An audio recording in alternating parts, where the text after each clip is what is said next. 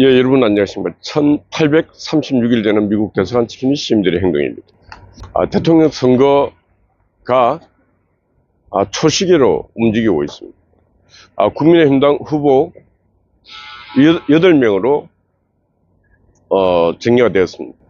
8명 중에 4명으로 또 압축이 됩니다. 그런데 국민의힘당의 대통령 경선에 대해서 보수 진영조차도 별로 관심이 없습니다. 그렇다고 민주당 이재명이 혼자 지금 독주하고 있는 것도 아닙니다. 이재명도 확장이 전혀 안 되고 있습니다. 개딸들과 민주당 그 세력들 외에는 확장력이 없습니다. 불안한 것은 그들은 완벽한 자기 지지 기반을 갖고 있는 것이고, 국민의힘당은 완벽하게 똘똘 뭉치지 못하고 있습니다. 근데 국민의힘당에서는 선거 전략이 있는지, 국민의힘당 지도부와 국민의힘당 108명의 정치인들은 이 대선 전쟁에 임하면서 전쟁 지도, 선거 전략이 눈에 안 보인다. 친밀성도 없고, 그렇다고 뭔가 긴장감도 없고, 그렇다고 또 컨벤션 효과 같은 그런 효과도 안 보이고, 안 보입니다. 흥행이 안 되고 있다는 거예요.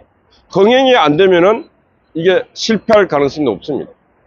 친윤이라고 불리는 사람들이 지금 이래갖고는 안 되겠다 해서 한덕수 총리 출마하라고 권유를 하고 있는 것 같은데, 한덕수 총리는 그에 대해서 아직까지 답변을 안 하고 있는 상태입니다.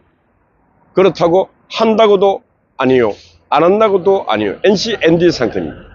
그 NCND 상태가 정치적으로 더 유익할지 그건 모르겠습니다.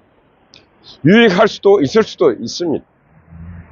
근데 문제는 지금 민주당은 이재명 하나로 딱 지금 거의 정리가 됐는데, 여기는 아웃사이드에 아웃사이드에 이준석, 유승민, 한교안 등등 후보군들이 아직도 많이 있습니다.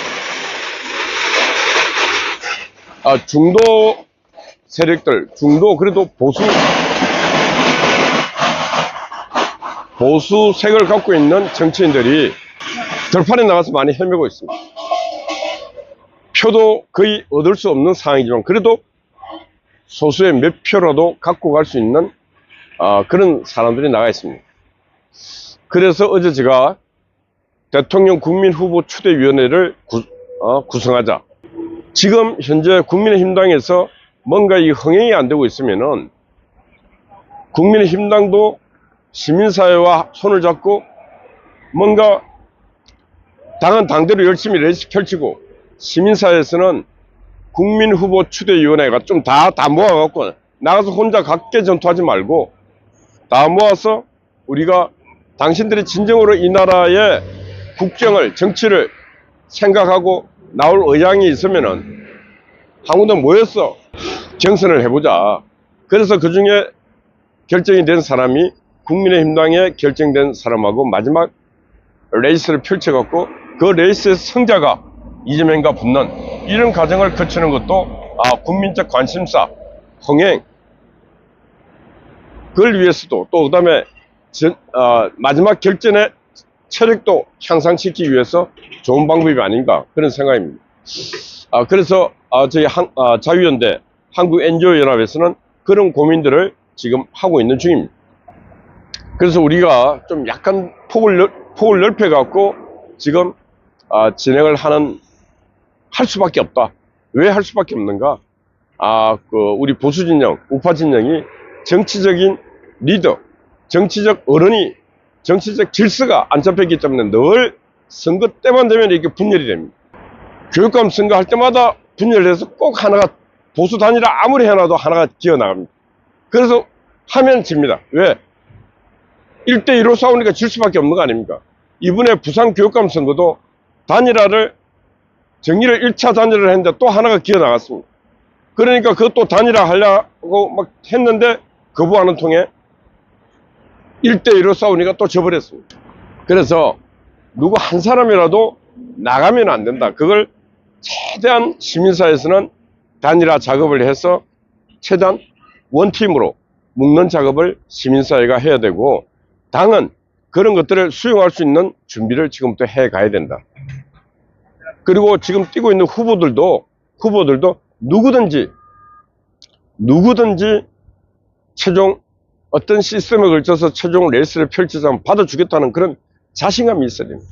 무조건 안 된다, 홍준표처럼 안 된다 이래 할 게 아니고 누구든지 오시라, 그런 당당한 자신감, 그 당당한 자신감 속에서 국민들이 볼 때 저분은 저런 패기와 당당함, 강인함, 그리고 있기 때문에 포용력도 있겠다. 그래서 표를 주는 거 아니겠습니까? 안 된다. 국민의힘당의 특징이 뭐냐? 민주당이 뭘 던지면 무조건 안 된다 그래.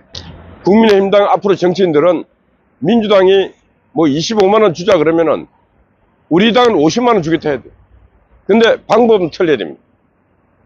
민주당은 이재명은 전 국민 25만 원 준다 그러지 않습니까? 그러면 국민의힘당 그건 안 된다 이렇게 하면은 표가 안 와요. 그거 25만 원 받고 우리는 25만 원 더 누구에게? 차상위 계층들, 못 사는 분들, 가난한 분들, 힘든 분들에게 우리는 생활이 될 수 있도록 한 50만 원 아니면 70만 원, 100만 원 드리겠습니다. 이렇게 얘기해요. 그게 바로 민주당이 말하는, 공산당이 말하는 평등이 아닙니다. 가난한 자에게 더 많은 혜택을 줘서 그들이 사다리를 타고 빨리 올라갈 수 있게끔, 그래서 삶의 희망, 삶의 자신감을 갖게끔 만드는 게 그게 정치 아니겠습니까? 그리고 국민의힘당이 이때까지 그런 걸 못했습니다. 그래서 이제는 민주당이 포퓰리즘 정책으로 전 국민 25만 원 주겠다 그러면 받고 100만 원 누구에게? 어렵고 힘든 차상위 계층들에게. 그러하면은 우리 가지고 있는 돈을 비록 못 받는 중상층들은 그 인정합니다. 왜? 이 사회가 가난한 자, 약한 자에 대해서 우리가 배려가 없으면은 바로 그게 사회적인 갈등 요인이 되고 끝내 사회 불안 요인이 되고 사회적 상처가 되는 것입니다. 그런 것들을 해소해 가는 것이 바로 선진사회고, 그렇게 해소할 수 있는 능력이 있는 사람이 바로 정치 지도자인 것입니다. 그렇지 않습니까, 여러분? 그래서 자꾸 이제 그렇게 받아쳐야지 민주당이 그냥 포퓰리즘 정책을 못하고 안 하는 것입니다. 그래서 민주당이 국민을 속이는 행위를 못하게끔 국민의힘당은 받고 칠 수 있는 그런 유연함과 자신감이 있어야 된다. 그러기 위해서는 내공이 있으면 내공, 많이 훈련된 힘이 있어야 되고 또 공부를 많이 해야 됩니다. 그래서 오늘 제가 말씀드리는 것은 국민의힘당 대선 전략 다시 짜라, 그런 말씀드립니다. 국민의힘당 대선 전략을 다시 짜라. 다시 짜야 됩니다. 뭐 보이는 게 없어요. 국민이 바보가 아닙니다. 국민의힘당 대선 전략은 보이는 게 없습니다.